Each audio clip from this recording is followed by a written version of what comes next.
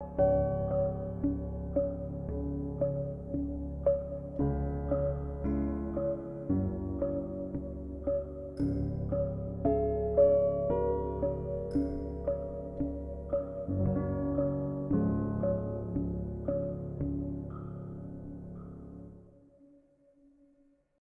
the fastest quarterback you've never seen. I'll be right back.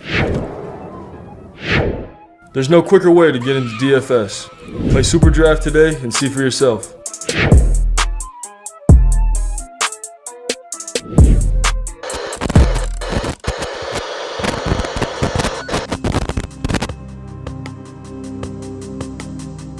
We're behind. They're all fired up.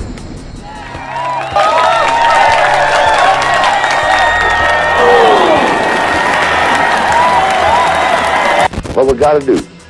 First place, our defense has got to go out there and take the ball.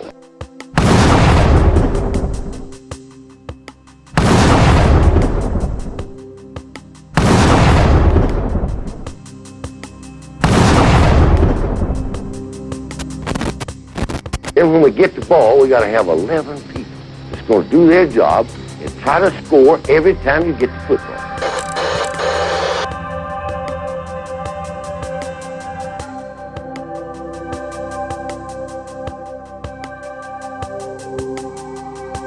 If we do that, we'll be all right. That will be all right.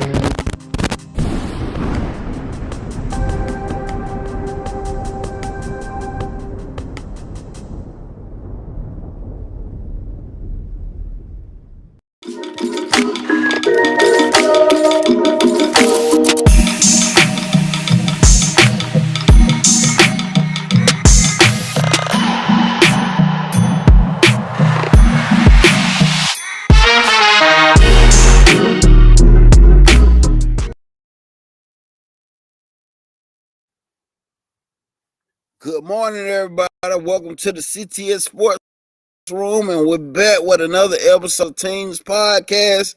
And today, we will be talking about one of college football's greatest rivalries, Army versus Navy. Army versus Navy. And today, I have my brother. We go way back, way back. He's a former Navy member, and we're going to bring him in, ask him some questions about the Navy. Then we're going to talk about some of the history in this Army versus Navy game, you know. But, hey, to everybody out there, just trying this out today, you can donate to the Cash App, donate to the show at $SabinJ. $SabinJ. And everything that will be donated will be highly appreciated. If you don't donate, you still highly.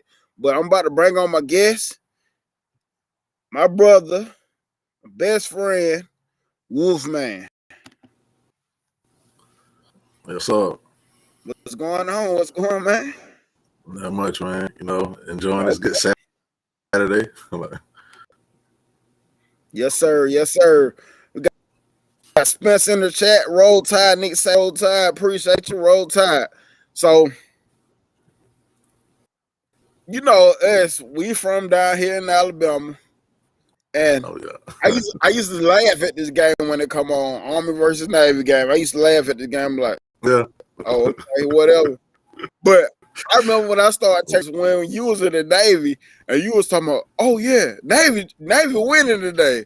And I thought it was a joke, but I'm like, dang, I had to think about it. You are in the Navy. So how did you get invested? How did you get invested to this game? Well, I know how, but some background on that. Okay, well, I came in, I think it was 5 years into the win streak Navy had. So, you know, we're going through boot camp and certain things, you know, it's like Navy history is real big in boot camp for us. Like, so you have to learn your history. You have to learn your command from the president all the way down to the lowest ranking, you know, highest ranking person, you know. So, like, with, you know, taking pride in it, and then knowing that, I mean, we at the time we had a pretty good football team. I'm like, okay, cool.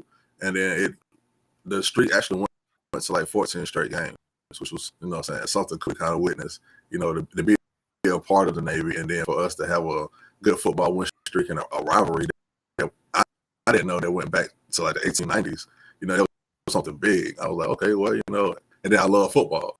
So that's another Yeah. thing, like, you know, saying besides being an Alabama fan, I can be a Navy fan because, you know, I'm serving for the Navy. You know, I'm blood, sweat, and tears out here. So, I mean, why not? I'm saying rough because the significance of the game changed once I became in the Navy because I understood what they were playing for. Yeah.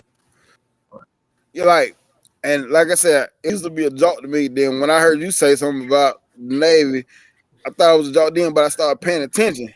Then now you got me now over the years, not a football head that took over. I'm like, this is a pretty interesting game. Like, because now the football side of me, like, I really like this game a lot, you know. And it's funny because like with me being okay. No, go ahead. Yeah, like with me being like a old school football person, I think that's another reason they kind of gravitated me toward it because they have a very old school style when it comes to playing. Like it's mostly just options and running. Like passing is few and behold. You know, so and I like to smash my football. So that's another thing that kind of brought me into it. Yeah, you got a comment on the chat. You say you got out of the Navy boiler technician. I don't even know what all this is. No, I got the Okay, like boiler technician is pretty much what he did. You know, he was engineer. You know, USS Wayne Wright. That's pretty much the name of the ship that he was on. It's a CG. You know, so pretty much it's a bit bigger than I was on a DDG. So you know, it's different classes and different sizes, but that was a little bit bigger than what I was on. You know, and I mean, okay. Pretty much. So you was like, hold up, like he typing code. Yeah, I'm like, oh no, I'm not in that game. I'm sorry, but okay, yeah. See, that's why I got you on here for exactly this reason right here. You know, but you know, I got a list of these questions I want to ask you. Oh, yeah. We're about to get that started. So, what made you join the Navy? What was it that made you join the Navy? Oh, it was 2007. I had just had my son my second semester of high school.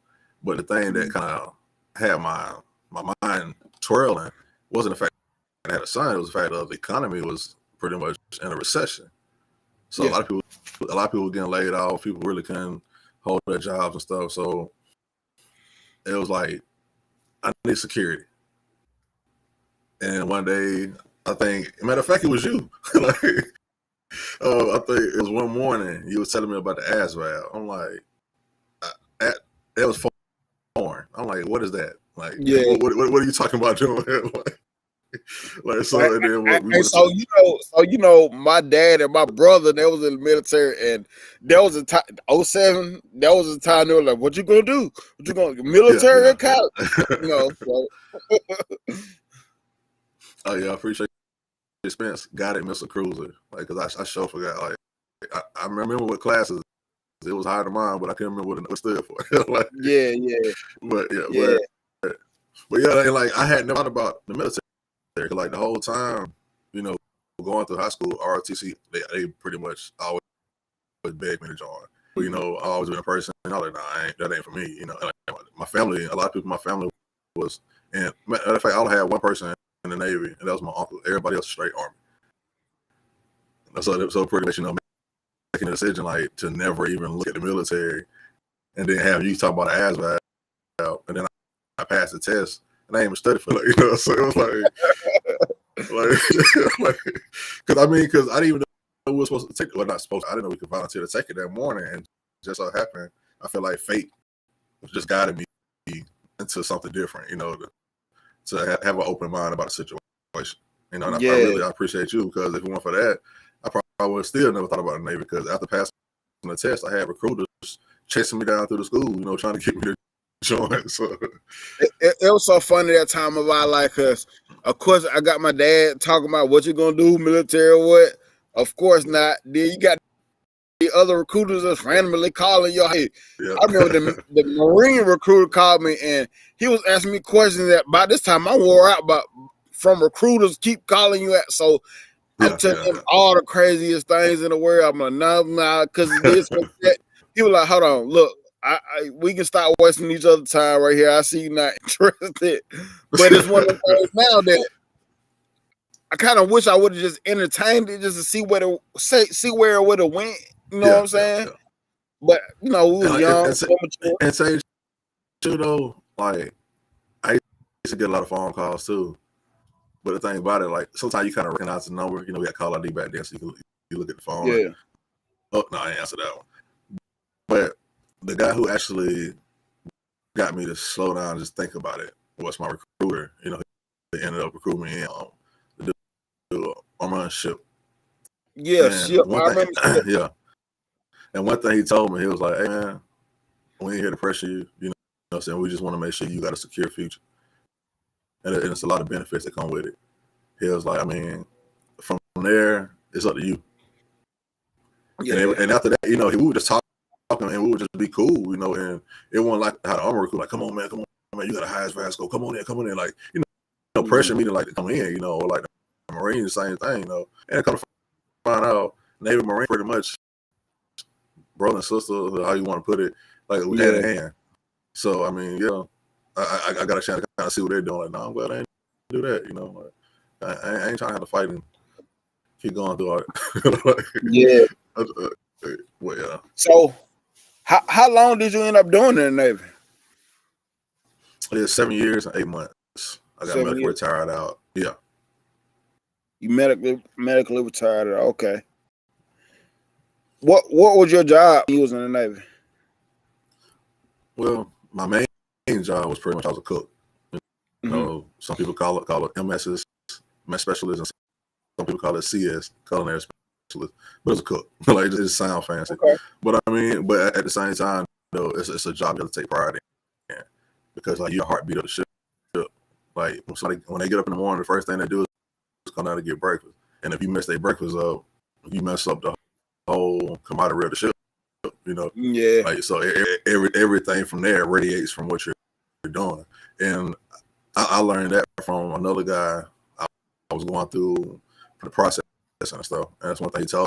I always understand. Like, you might be having a bad day, but don't let your bad day cause the ship to have a bad day. Like, because it starts with you, Like, then you got to think about lunch. Yeah, you probably get lunchtime. They kind of get a redo, you know what I'm saying? But the damage can already be done. I mean, so we try to put pride in everything we did when it comes out to it. But also, I also helped out and started with some what we call gunners mates. They're the guys, who all the gunner systems, missile systems, and all that and they help deal with a lot of that stuff. And that ended up having me be on what they call SCAT team, small combat attack team. And I mean, I still was a cook, but I was doing so many other duties that I really didn't like. I mean, I cooked for probably 2 years, and after that, I was so involved and engaged with so much other stuff that we were just like, hey, we can't even have you on the watch bill because you ain't here. Like, we can't expect you to be here to cook something. And as soon as you start, they calling you to go do some kind of training to go do something else, So, but I did learn a lot. So, okay. So, what is the highest rank in the Navy? The highest rank would be like a 4-star admiral or an admiral. Like that's the highest it's gonna go up there, And some people say fleet admiral and other stuff like that. I mean, it also like it changes, and I forgot what it is. In time of war, somebody else trumps that at the time of war. So it also depends. Like, we're not at war, so it's the regular. But then once you go into time of war, it slightly changes because there's certain people who actually bumped up and moved around and stuff. Okay. Spencer said cooks are the most beloved service seamen in the Navy. I can see that, and I understand why though. But the thing about it though, it's crazy because it comes with perks. Like, it's like I scratch your back, scratch mine, because one thing he would know, like what's special with engineers, they work that long hours, especially if they're on the watch bill. Yeah. And a lot of times they might miss a meal. And if you're friends with a cook, we're gonna slide you something, look out for you. But at the same time, when you got a spare time, because my schedule is so hectic, could you help me get these qualifications? So like because certain, like depending on your rank, they can help you get qualifications, whether it's firefighting or if it's like learning stuff to get your certain pins. Like we see people that have like certain pins on their uniform. Well, you gotta get certain qualifications to do that. Like so, and being, part of the team and helping out and being there for each other, that kind of helps you get those, because with how hours are and how the engineer hours are, it's not really possible to actually really sit down and help each other get qualification. So you have to find other ways around it. So you're like, know what? I look out for him 13, 14 times, because some fact is, I understand, because it was times where we had so much stuff to do, to the point where it was like we didn't even get a chance to eat. Like, I'm talking about, because you prepping breakfast, but once breakfast is done, you're going right to prep for lunch, because you only got like a 2-hour window. Smith said, slide out. I did too. Hey, honestly, those watches, man, be crucial. And then they constantly going, engine rooms and all of that. Like, so it's just like, and some they can't even come near the galley. Like, that's crazy. Yeah. Like, and you got to think about me being a cook. Sometimes we didn't even get a chance to eat because we constantly grinding and trying to get it going. Like, I can imagine the preparation though for a ship, like all the prep. You got to prep for breakfast, then you got to prep for lunch and dinner too. Yeah, prep for dinner too. Yeah, crazy. Yeah. And it's crazy because if you're out to sea, you have like a night baker. So he's the one who's up all night, and he does some of that prepping for you. Yeah. And I got a chance to do that. I actually enjoyed doing that more because it was just me, my music. All I gotta do is bake bread, cookies, pastries, chop up a bunch of stuff and everything ready for them for tomorrow. So it cuts the time down because they don't have a lot of time. Like you probably got like an hour and a half or 2 hours if we got drills that day or what we're doing that day, to pretty much get this meal out, to get everybody fed before we can run to the evolution or whatever.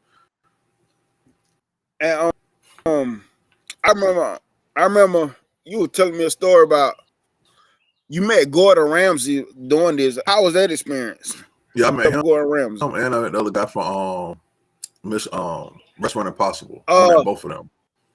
Yeah, the strict dude. Yeah, he do bar rescues and all that stuff now. Yeah. Okay, yeah. So that was a good experience. It was kind of like so. When I actually I went to shore duty, and that's another thing I like about being a veteran, because it's a lot of people who will step out their way just to show love as a veteran.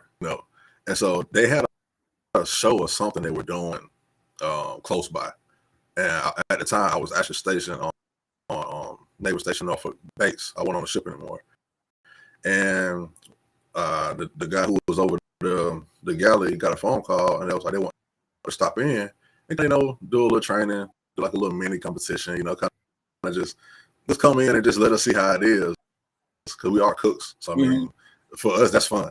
So somebody was like, what, like competition? Like it was fun. So and he came through, and I'll never forget the first thing he says. He was like, "Who can cut a whole bag of onions in a minute?" And we all looking around like, that's impossible. like it was like a whole bag of onions. Like, you got to think about that. A bag of onions is big, and all the individuals. Like, probably the bag y'all got too. Yeah. So you got to think our mind. Just talking about a little bag. Right. I'm just thinking about a little bag I get from the grocery store. I'm not cutting that in a minute.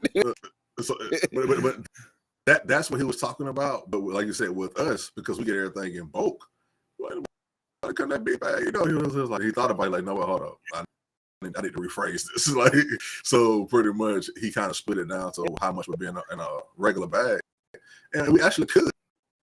That's the crazy part. Like, because Yeah. it was a miscommunication, so it pretty much they had that kind of joke, kind of laugh off and stuff like that with somebody like that, which is cool, because I mean, I met the lead singer from Slipknot.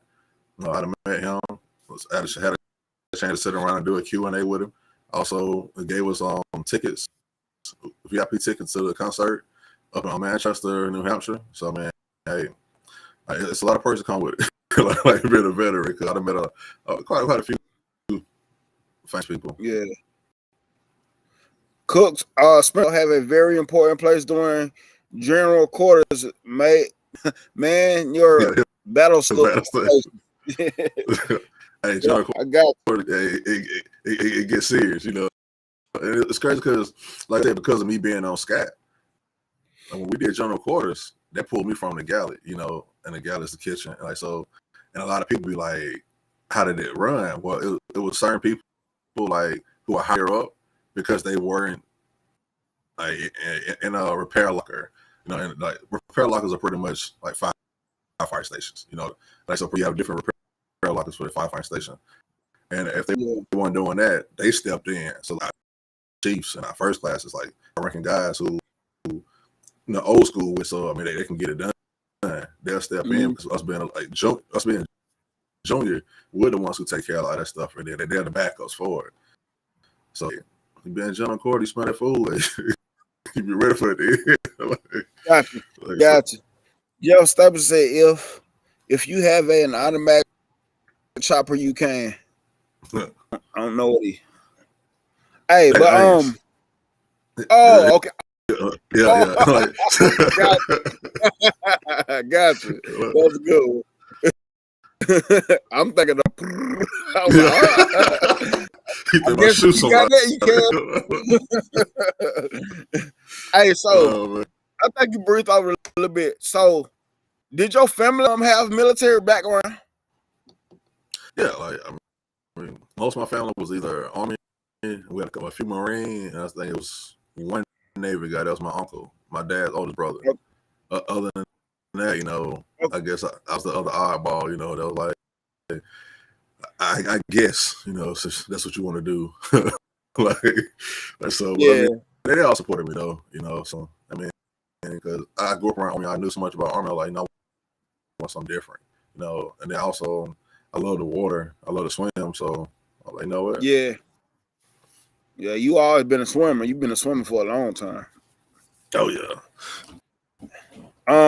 So where's the most exciting place you have ever been while in the Navy?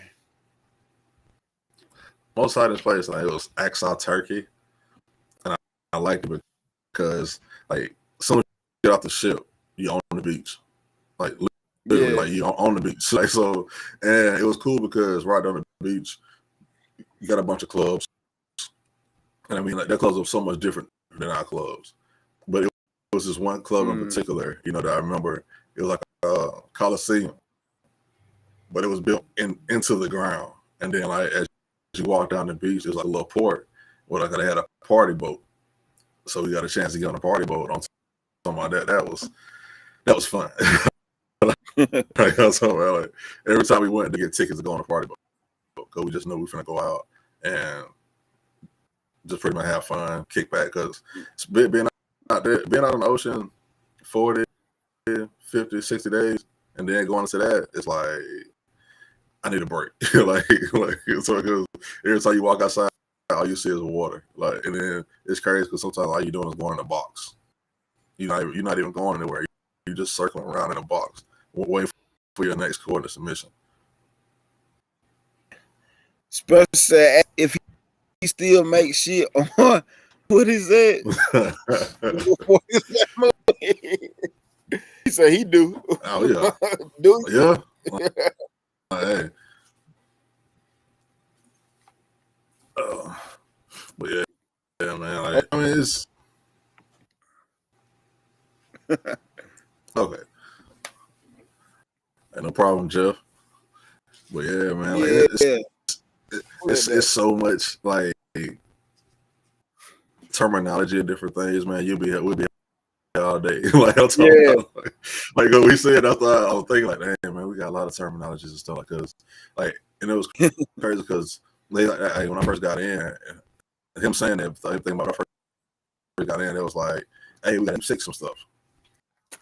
And I was like, deep six, and of course they're supposed to, you know it, but a lot of times there's certain stuff they just didn't say, and you finally hearing it. And deep six is pretty much throwing stuff overboard.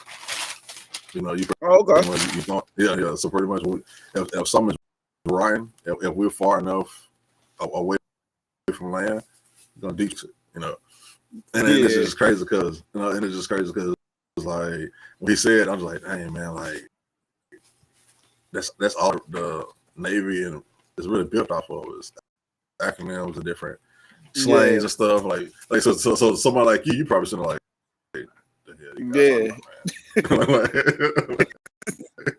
Yeah, cool. Hey, but this person said gravy and hamburger meat on toast. Hey, why you playing? That sound like good. It is. Hey, so where's the worst place you ever been while in the Navy? I think it was had to be, I hate to say it, but Jerusalem. And like we went to it's like a tour. We had a chance to, and the reason I say that because you got this nice big church of St. Mary. Like, that's a beautiful church, but then you got homeless people right outside the church.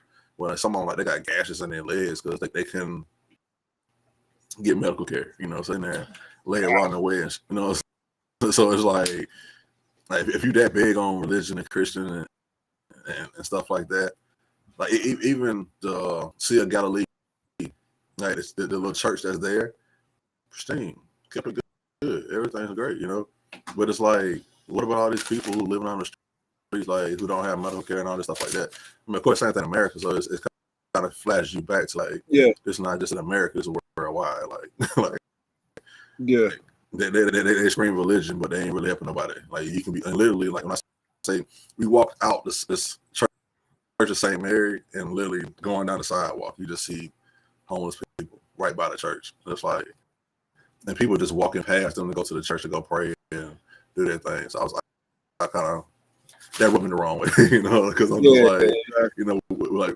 we you have a government, you have a military that's for you. We fight for our people, and we still got people on the streets like that, And it's like, come on, man. Like, and then I mean, it didn't want nothing to do that. Like, besides the little tour, I mean, that hot springs, but I ain't really big on like around the water.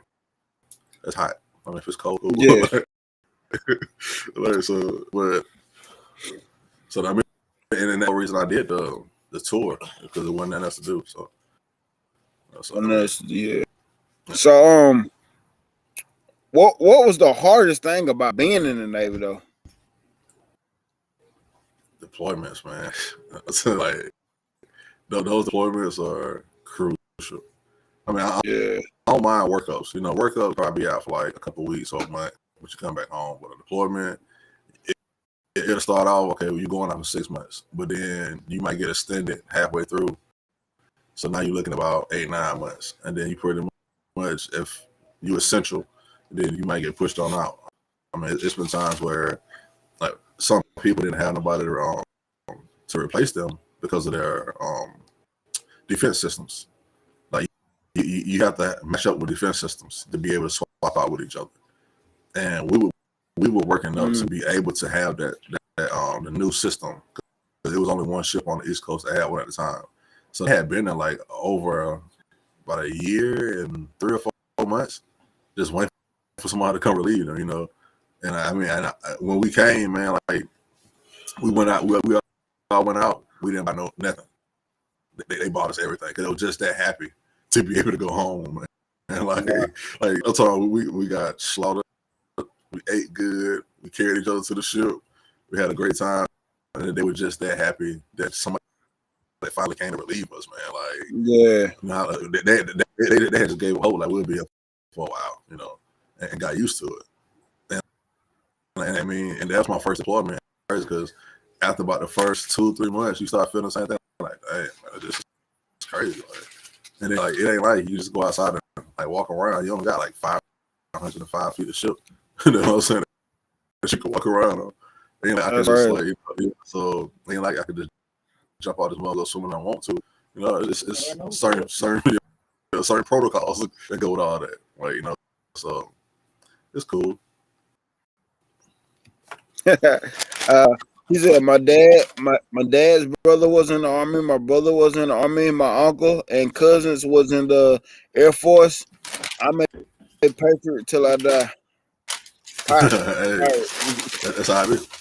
Yeah. Everything like that, like, especially like when your family is in there like that, it's like patriotism, you know, and I'm surprised I really didn't think about it, you know, especially with my granddad being there, my like uncles and so many people in my family. I wasn't so big on it, but like after I did it, that pride really set in for it. Hey, Spencer got a question real quick. He said, "Do you think Army's run game will beat Navy's this year?"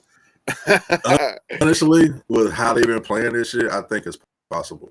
And I love Navy, but it's also with rival games like these, you just never know how somebody can show up, you know. But it just, I'm sorry, I just don't have that much faith in Navy this year. Like, I mean, even though we won last year. But to me, when I go back and look at the schedules, I feel like Navy has had the harder schedule, in my opinion. Yeah, I don't know, man. Like this game is it's weird because when you look at it stat wise, you be like, okay, the only thing they're gonna do is run. Combined, they're probably gonna throw the ball probably 3 times combined, maybe. Yeah, maybe 5. You know, like maybe 5. Yeah, it's one of those things like this game can go either way, and I'm gonna go with Navy run game over Army because I feel like they've been more battle tested. I feel like they've been more battle tested than the Army. I get that. I feel like they can't get over that hump. You know, they get there and they run out of gas. You know, like it's like and like it can be because of that smash mouth football. You know, and they constantly running, they constantly in the trenches. You know, and it goes back to what I was saying earlier. Like, you know, we have some old school like play running. And it's crazy how the tradition keeps it there. Because they could easily go to a spread or something else. But a lot of times it's straight run the ball. Yeah. Especially this year, I see Army O-line is better this year. They are. And you know what I like about these two teams, man? They're very disciplined. Like, it's disciplined football, man. Yeah. Like, this is what I like about this game, too. Like, I don't care. Ain't nobody more disciplined than these two teams. And it's funny that when you see that schedule and they give these named teams such a competition, you be like, hold on, what you call it? Post? Why? How did they beat this? Because most of these teams ain't practicing the option there, the triple option. No. A lot of them are not. So when it come at you, now you got these players that ain't seen never seen it before. Yeah, probably never seen it before. Period. You know what I'm saying? Like, oh, who's my man? Who's my man? So they running down your throat. Even when they get it, you still got that one dude they smash mouth. They know their assignments very well. So therefore, it's still hard to stop when you start picking up who's your guy. Cause he coming to hit you in your mouth. Yeah, and like you said, in today's football don't really know what option is. You know, you probably like a read option where it's a quarterback, but a triple exactly. Option, so pretty much when a defense has to shift, and another thing that they pretty much defenses these days don't do is they're not verbal with each other. They don't communicate. Like if you see something that's foreign, I know you're gonna run it to cover your man, but at the same time, though, you need to be saying, "Hey, check," making sure somebody fills your spot, because with that, it's gonna suck everything one way. But it's not who's saying it's really going that way. Because a lot of times that's how they do it. They stack one side to go away from. Because they just want you to stack back it with them. So I mean, like it's a tricky situation. Special said Navy does have a better special teams than Army, and that is what's going to be key to this game for somebody to pull away. Is it going to be a big special teams play, or which one is going to pop off that one pass? That one run or something. Break for, you know what I'm saying? Because like you said, but all it takes is that one, you know. Yeah. But I've seen some good, great, and bad Navy teams, and this is not the worst team we had. You know, just like I said, they can't get over that hump. But at the same time, though, hey, we have to see. I mean, because you never know, they probably come out and be in a whole different mind state. You know, because some of these guys, especially the seniors, they when they last time playing football. You know, someone might be leaving the academy going straight to get deployed. You know. And that's another reason this game is so significant because a lot of these guys, they're not planning to go to the NFL. They're playing for the love of the game because once they finish at the academy, they're going to the fleet zone. You know, and a lot of sometimes they don't make it home. You know, so it's like you got guys who playing football for the love and from all this last time to be able to go serve for the country. You know, so and like I said, I remember back in I think it was 2014, 2015, we had some real good players, and they were seniors, what we call firsties, and pretty much they didn't come back. Like once they got deployed and went overseas, they didn't come. You know, and it hits you like these guys were good enough to go to the NFL. You know, if once they finished their tour, but at the same time they went over there and they didn't come back. You know, and it's like reality. You know. So hold on, just like you said, it could come down to who has the ball last. We'll see in about 27 minutes. Go Army. Hey, so did you ever work with a guy that played on the Navy football team or anything? Yeah, one of the Rex. Last name was White. I can't remember his first name, but I mean, because a lot of times he was an officer too. So, you know, with respect, I only could call him unless we was hanging out. Because sometimes we would hang out at the weight room and lift weights and talk. But his last name was White, running back. Yeah, I know he said what's that was the name about? Around 2010, 2011, he pretty much he set a couple running back records. But it could have been a little bit later than that. But I mean, he was actually supposed to go to the Patriots. But you know, like PTN and doing stuff in the military, like he ended up messing up on it, pulling a hamstring or himself, you know, trying to stay fit and trying to stay, you know, good for 4 years so he can go get that walk-on tryout because they told him once he finished, he just come out there, you know, make sure he still had it and he was on the team. But injured himself and he didn't get a chance to go back. So Spencer said military schools don't have time to practice like other schools, so keep it simple. And you know what? I get that. And a lot of times with football, that's all it takes is simple because it works for them. It works. The simpleness of it works for them. You know what I'm saying? That's where I always gotta come back. The academy's already complex as well. Like so, if you're going in the whole playbook on top of trying to learn this military thing, one of them not gonna work. Like, so. I gotta bring, you know, I always somehow bring it back to Alabama. Sometimes simple is more. You know what I'm saying? Sometimes I'm not saying get that simple, but some like defensive wise. Think about it though, at one point Alabama was that simple. Yeah. That would make it crazy. Like because we didn't got so far away from this. Like like even when Jeremy Pruitt was there, you know, you got former Alabama players saying when Reuben Foster, he was one of them. He said, man, when Jeremy Pruitt was there, we only ran 4 plays on defense. You know what I'm saying? 4 plays, about 3 to 4 plays, and whatever it was, we run them 3 or 4 plays. But when you do that, they're able to play instinctive football instead of calling this and now somebody confused. Now you got to get this person confused where he's supposed to be, but he's still confused. So now when the ball snap, he's thinking on what he's trying to. As he thinking, he got to play.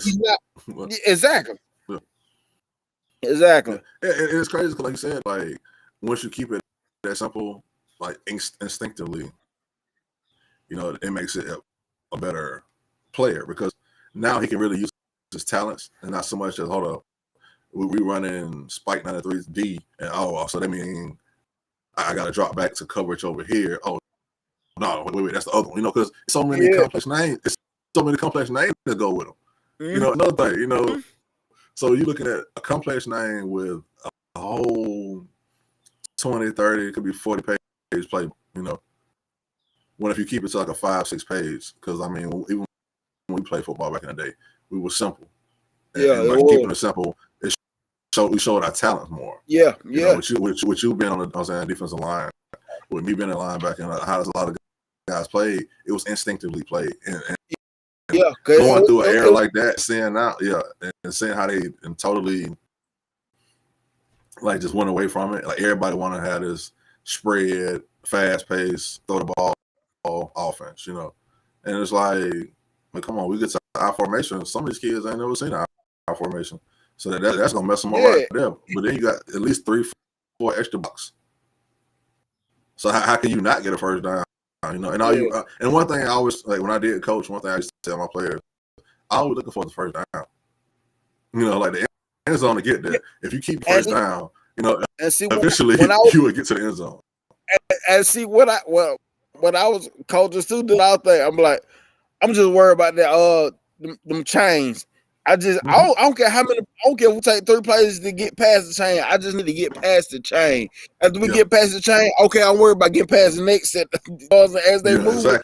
Just first down. I'm taking it the first down at a time, man. Yeah, and then that also builds momentum when you get a rhythm going and build those first downs. And when you do that, guess what? That eventually opens up that home run play. You know what I'm saying? That we all looking for. But have you ever, Jeff Stapleton said, have you ever met a Navy SEAL? Yeah, I actually met a team. And it was crazy because I didn't even know like they were coming.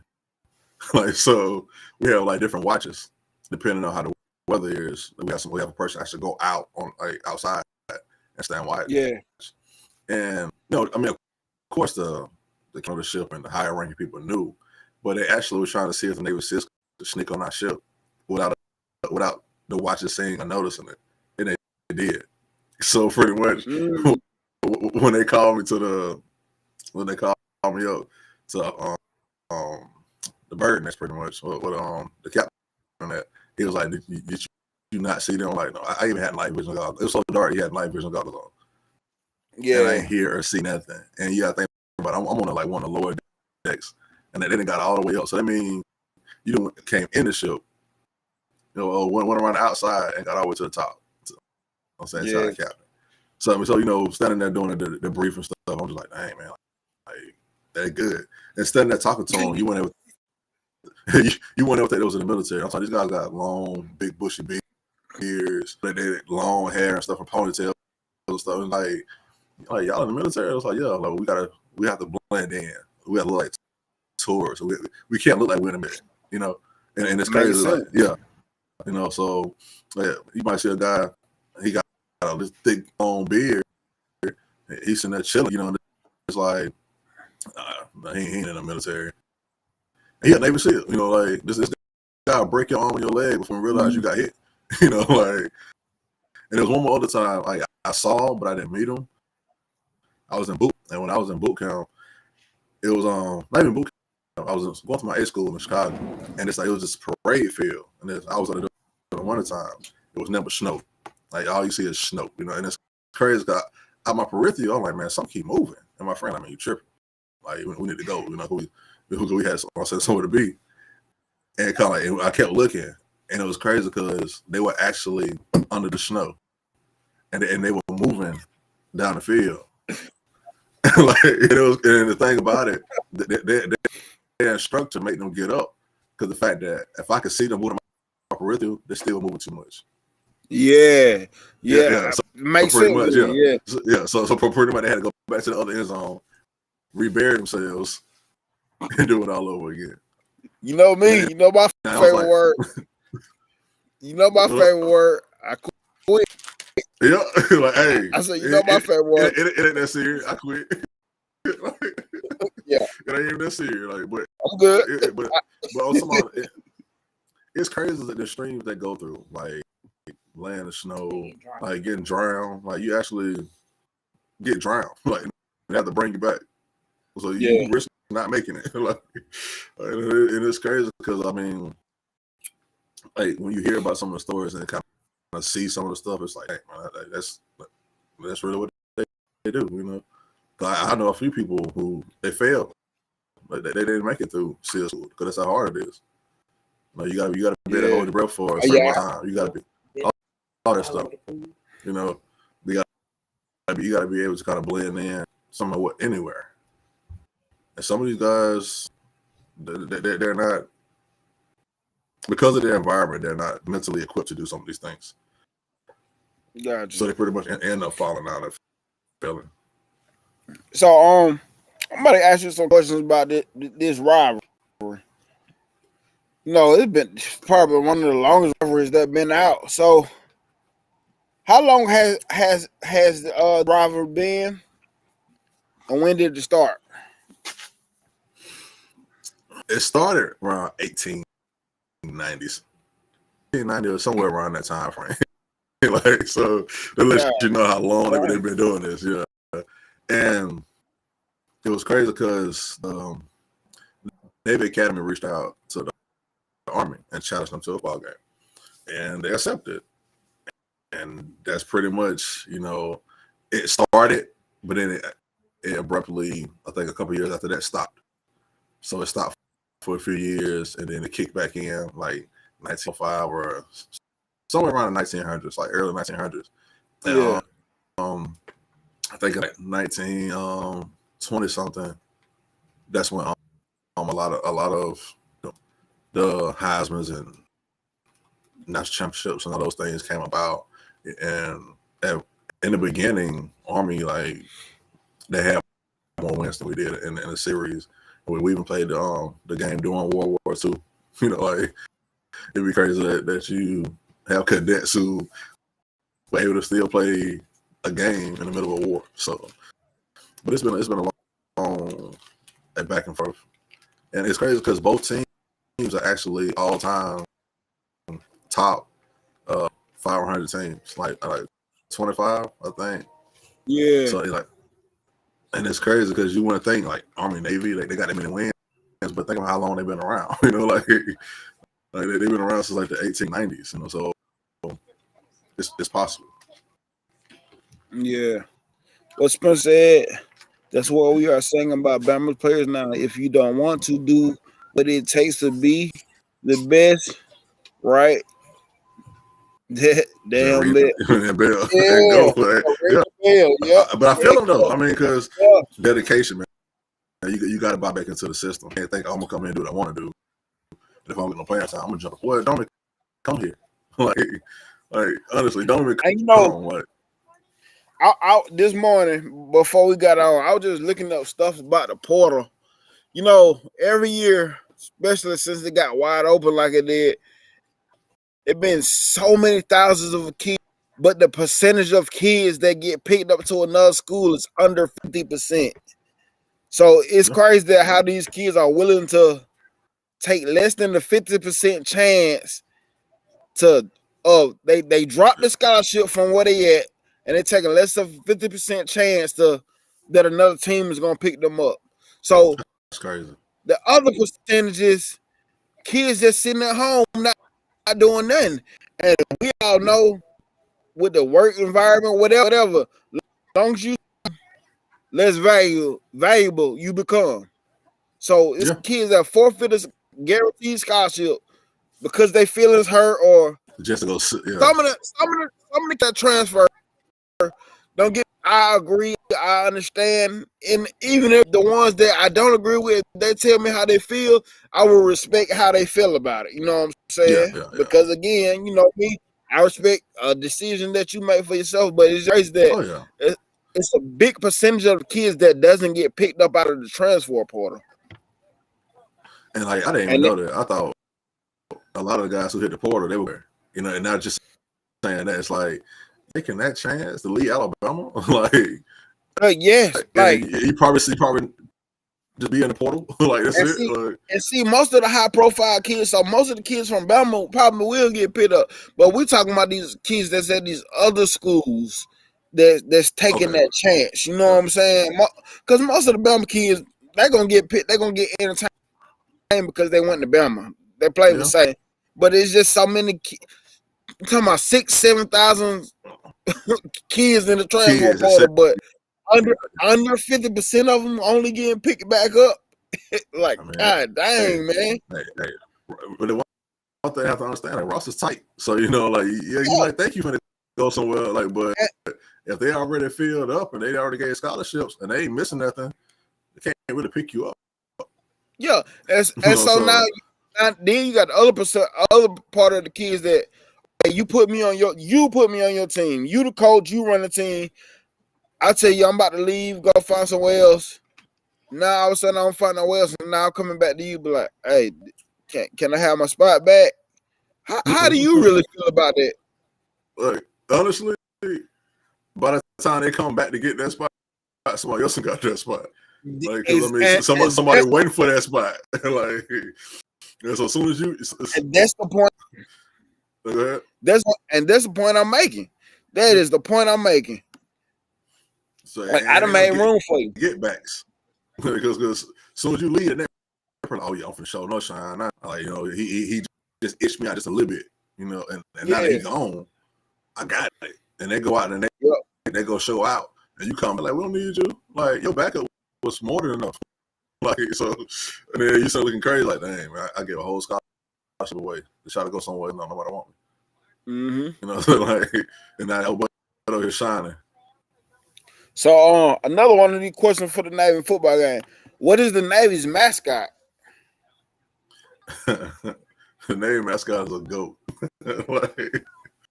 It's funny, man. Like, cause I thought it was gonna be some extravagant story behind that, like, and it really wasn't. It was like some of the cadets at the academy wanted to give the firsties, like, which was like the first graduating class, a gift, and it was a goat. Like, so, and they ended up winning the game. Like, so they're like, "No what? It's like good luck charm. Let's keep it." So they kept the goat. And I thought it was gonna be something else, but I mean, it was a gift, and they won a game that day. So I guess it worked out. A goat. I think. Yeah, you were telling me about something about the goat facing a certain way. Okay, yeah, like back in the day, it still do it, but it started back in the day. Like, we have to make sure the goat is facing the end zone we're trying to score in. Like, a goat never face the opposite direction. So, you know, so if we had it north, the goat got to face north. You know, if we had it south, the goat got to face south. And they kind of started back in the day because, you know how I smashed my football back then. Sometimes it get muddy in the lines, and you might get discombobulated because somebody tried to tackle you and you sprint out of it, and you run the wrong way. Well, if you got a goat, I guess if the goat pointing a certain direction, you know, oh well, goat going this way. You know, so you know where to go there. But yeah, so it's still traditions, you know. But I mean, it's tradition that we kept up with. You know, I know one tradition that I noticed even before I looked this up, but I've been noticing every year the planes flying across the stadium, the parachuters come down from parachute. I think that's a real cool tradition. And another one that I really like, Army and Navy, their uniforms. Them uniforms be lit on that game. Them uniforms are fire. And it's crazy because they always incorporate something dealing with that branch. And some people like, why y'all got red and why y'all got, you know, saying, some of the Marine stuff, because when it comes to officers, like, they go to the academy pretty much together. So you have some Marines and you have some Navy when it comes to officers and the academy. And we pretty much have to incorporate Marines because they're part of the mission. You know, so one of the things what you is added on to what you just said. Because this year the Navy has NASA influenced uniforms. I did not know NASA was part like Navy was part, and NASA was like part like I don't know what I'm trying to say. NASA was part of the Navy or something. Well, you know, they got the whole Space Force thing, you know. And, okay. And you got to think about it. Back in the day, you know, the whole UFO things was going on and all that stuff like that. Well, you got to think about it, when the Air Force was grabbing some of that stuff and the Navy was grabbing some of that stuff. When NASA like, we want to peek at it, you know, like what are y'all finna do with it, you know, because it's advanced stuff. So they all start teaming up, and you know, and it's been pretty much everybody has that sector that deals with the space stuff, and I think it's cool that they're bringing more to the forefront and showing like, hey, you know, we really are into this space thing, you know. And I mean, the design this year, you know, it's pretty cool. It's like an astronaut design. I mean, yeah, hey, I think it's dope. I ain't gonna lie, it's dope. And even Army that like. They keep it simple with their colors, but it still be lit every year some type of way. You know what I'm saying? I like it. And I say it true, you know, like black my favorite color, and to see some of these jerseys, I incorporate the black and the gold, and be looking like kind of cool. It's like, dang, man, like, but I mean, we have jerseys too, and I mean, and I feel like that's something that came out through time, you know. Yeah, like, you know, because at one point it was just. We had our gold, you know what I'm saying, our navy blue, and like they had theirs, but then they started putting like sponsors and different people start stepping in and make it and pushing the game to a whole nother level. But because you know, like I was saying in the beginning, like this game kind of used to me, it used to kind of be a joke. But like I said, when I heard you were like, yeah, Navy won this year, I said, okay, he being on his comedian stuff today. Now real. He's not telling a joke. It started made me paying attention to it more than the football geek in me took over. I'm like, this is kind of fire. I'm not gonna lie. Yeah. Oh yeah, like, and then like when you were saying on traditions, it's one tradition that I actually like that I didn't realize it until I think it was a few years ago. The game came on and I saw it happen, and I'm like, what is that? Like it's what they call a prisoner exchange. Like in the beginning of the year, each school sends. Now, one of the traditions is called a prisoner exchange. Like, and it's funny they call it prisoner exchange, but each school sends cadets to another school, and at the beginning of the game, you exchange students so that way they can cheer for their team with their, you know, their class and their people, and go from there. And I was like, who thought of something like that? Prisoner exchange at the beginning of the game, like really? But I mean, that's something pretty cool. Yeah. So what Navy fight song, and do you know behind it? Anchors Away. Like I'm a fan of the version I came in on, because they keep changing it. Some of it, they changed like 3 times, but Anchors Away is a great fight song, because you wouldn't think it was a Navy song. It sounded more like a pirate song, but I mean at the same time though, hey, yeah, it's cool.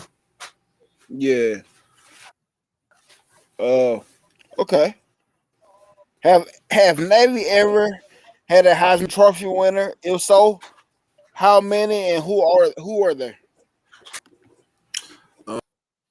We had 2, and one of them, I think his name was like Joe. It was Joe something, but it was like way back in the day, and it's crazy because like if you look at his story, he won a Heisman, but it was put up in the closet. Like he had it just sitting up in the back. And because I mean, at the time they were giving up back then, and they didn't think of a Heisman as being anything. You know, it was some nice, cool trophy, you know. But then to see the significance of it now, you know, he came out, he was just like, oh, well, okay. Like it is something of significance. And now if you we're not playing at home today, but usually on our field, his number is pretty much painted our field because of that. Because I'm saying we do have a Heisman, and the other guy, it's one of those years where I guess it's iffy, you know, like I guess they were tied and they really didn't, and he got it, but it was somebody else, and it wasn't polling error and all that stuff. It was like way back when, so there's some other stuff to go with. Okay. Speaking of, like you said, not played a home game today, because that game was usually played in, where is it? West Point, is it Philadelphia or something like that? West Point, New York. Okay. Yeah, but the game moves around, and it's crazy you brought it up because I know they have like contracts with some of these NFL teams, so for the next couple of years, it's gonna be bouncing around. It's not gonna just be okay. like, so I know Gillette Stadium is one of them that was on the list, and it's a couple of other ones where they'll be moving the game around a little bit, and I guess trying out different things and go from there. That's another bucket list item that I need to do. Go to the Army and Navy game. That's a bucket list item. Say true, like now that I'm closer, and I live closer to where they actually happen at. I'm Yeah. like we were doing that because being waiting in Alabama is like, nah, like I ain't Has Navy has Navy ever won a national championship? Yeah, like back in like the 1920s, like Okay. I think it was like probably like I can't remember the exact year, but I know it was like in 1920s, and it was crazy because nobody scored on them that year, and like nobody's so like even when they had like one game where it was like they barely even scored, like but still nobody scored on that year, and I guess back then they didn't really have a championship game to prove it's like who was the best that was that year. They got it, so. And that's another thing about the game. Like you said, nobody scored, but this game has been so low scoring game, man. Yeah, I like it because another thing, the defensive play, exactly. The only two teams that really know how to constantly attack a goddamn on triple option. Hey man, that triple option can be tricky though, and it's crazy that they can run this every year and nobody like figure out how to stop it. It's like it's hard. Kind of like obviously, kind of got to simplify your defense and just let players play. Get them in the mind frame of going how to do this, how to do that. And pretty much like, hey, let's get up here and let's do what we got to do. Play football. You see the comment on the screen? Yeah. It's always going to be a lot of Army people. It's easy to get in the Army. It's not as easy to get in the Navy. But so, of course, you're going to have more Army people. Like, it's cool, though. But, so what you saying? Hey, I'm just saying, I mean, hey, it's easier. With my ass valve, I probably could have been an officer in the Army, but for real, like, because, I mean, honestly, like, you get with high, I'm saying, ASVAB scores, you get them, I guess, them Army guys, some sandsters, Yeah. Okay, see, man. Funny, man. So I'm a man, so I think I will have that. You crazy. You crazy. So we've been breaking down this game. Just can you give it more breakdown? Because as me watching the games, watching this game, and I wasn't really watching during the season games, but I started watching past games between. It's really not much of a breakdown, even when you go into the season, it's the same thing. Do you have any kind of breakdown on it? I really don't. Not for this one, like, honestly, because Yeah. like I said, I mean, watching them throughout the year, I mean, they had certain games they could have won. You know, I feel like it could have been just players' errors and coaching errors. So, I mean, hey, you got to really just let them play it. Like, that's all I can say. Because I really can't. I mean, because like I said, I mean, I know when we have some good teams and good players, but I really don't see nobody really standing out. I mean, of course they're going to say these are your standout players, but like superstar players, I don't think I feel like we have one. You know, this year. Yeah. Well, I try to break it down best way possible. And honestly, this is a breakdown that goes for both teams. Like, exact word for both teams. Yeah. It's gonna be a lot of running the ball, of course. They both gonna run like crazy. So therefore, it's a lot of time that's gonna be ate up out the clock. You're gonna see a lot of 10, 15 possession drives on both sides. They're gonna drive the ball downfield, eating time up off the clock. Eating time up off the clock. Yeah. Field goal, touchdown. I don't know. That's to be determined, you know. But yeah, it's that way for both sides. That's most of the playing eat most of the time up. I will say, defensive side, we're gonna see good defense. We will see plays. Oh yeah, yeah. But I started looking at this about early. What is gonna be that thing that trumps the other team? And I think it is gonna be time special teams play, or who can pop that the few passes that they throw. Somebody connect with one another. Somebody connect with the big play on those passes. But other than that, you know, it's gonna be a lot of time. You know, honestly, somebody got to do something out of the norm. If they just keep it to the basics and what it usually is, it's gonna be a long, drawn out, running the ball game. We're gonna like watching a game like 1960, 70, something like when they were just running the ball, smash mouth like that. That's it. And the thing that keeps me intrigued in these different games, because as we see, I'm a Bama fan, you a Bama fan. You start looking at other aspects, like, and I start looking at this. Okay, what back to Bama?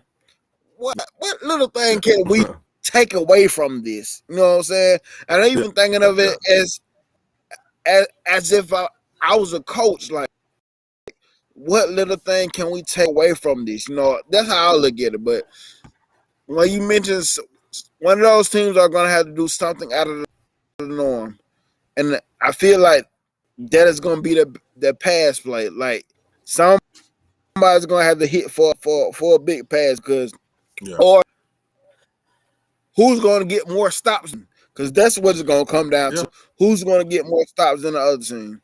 It's going to be a real. I feel like it's going to be a real low scoring game. When it comes down to it, whoever can efficiently run the ball, like if one team can run the ball better than the other, that can be a big thing. Like if somebody getting like more 7, 8-yard chunks, and somebody only getting like 3 2-yard chunks, that can also put a gap in there. Okay, so real quick, we're about to bring this thing to an end. Do you have a score prediction for today? Let's see.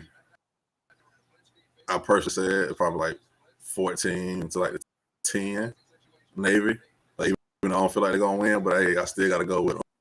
Like, you know, like, because I mean, honestly, I hope it can be actually a higher scoring game and be more competitive game than what we've, used to. Something different. And what you say, high scoring game? We talking about this game. What do you call a high scoring game for this game? 30s, 40s, and that'll be a high scoring game for these teams. You know, that's wow. I mean, because my score prediction is crazy. Mine is 17, and I'm swaying with Navy on this one just because the schedule. I looked at Navy schedule. They more battle tested. You know what I'm saying? Yeah, yeah. And going with 17-12. I see one in the chat. As Bama girl, Army 21, Navy 7. To me, that's a high scoring game. Like, that's a high scoring. Like they put up, yeah. put up somewhere. But man, listen. I appreciate you, cause I think the game they've been saying in the chat. I think the game about to come on. Yeah. I appreciate you for coming on, taking time out today. No problem, man. Him from a Navy guy himself. I had an Army guy, but it was my guy KB. But you know, things had came up, so he had to be elsewhere. You know what I'm saying? So That's it would have been really fun to hit it back and forth. Because I know KB was gonna come with the jump talk with it. But man, yes, I appreciate you coming on, speaking from the Navy standpoint, learning things about the Navy. You know that I didn't know that some people did know because sister was in the Navy. That Bama girl, I think she was in the Army before, so you know she had some ties to this game too. So thank y'all. I want to ask everybody in the chat. Please subscribe to the channel, like this video. Even if you're watching later on, come back watch the video. We have other shows on. We got Tuesday night, Rolling with the Tide, Spin, Wailing, Roll Tide, Rise Up, William Bryant, your boy himself, Nick Saban Jr. We're working right now to try female show on this thing. So I think ex Bama girl might try to be a part of that, and Brittany B that she's in the chat session. Then we have this show on Saturdays, Special Teams Podcast, and Kangaroo Black. Everybody, most of y'all probably know who Kangaroo Black is, but Kangaroo Black, he does his shows on, I'm gonna say Wednesdays, Fridays, and Sundays. Sundays, I'm also on that show.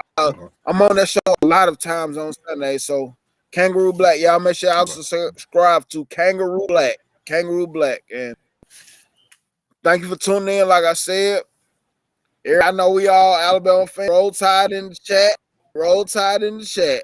Oh yeah. So Roll Tide. Thank y'all for tuning in. This has been another episode of the Special Team Podcast, and we out.